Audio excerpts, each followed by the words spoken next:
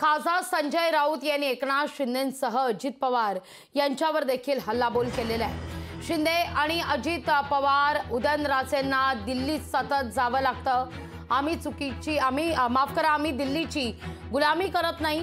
खासदार संजय राऊत यांचा हा हल्लाबोल आहे। शिंदे आणि अजित पवारांना कोणतीही प्रतिष्ठा नाही असं देखील संजय राऊत म्हणतात।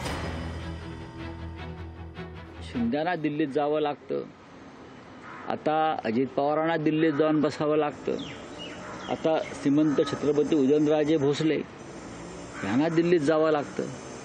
पण महाविकास आघाडीत असलेले छत्रपती शाहू महाराज यांचं तिकीट, यांची उमेदवारी आम्ही सगळ्यांनी मिळून महाराष्ट्रामध्ये त्याचा निर्णय घेतला। हा एक फरक तुम्ही समजून घेतला पाहिजे। आम्हाला दिल्लीत जावं लागत नाही, आमचं जागा वाटप आम्ही महाराष्ट्रात करतो। लोकशाही मराठी ऐका, पहा, जागरूक रहा।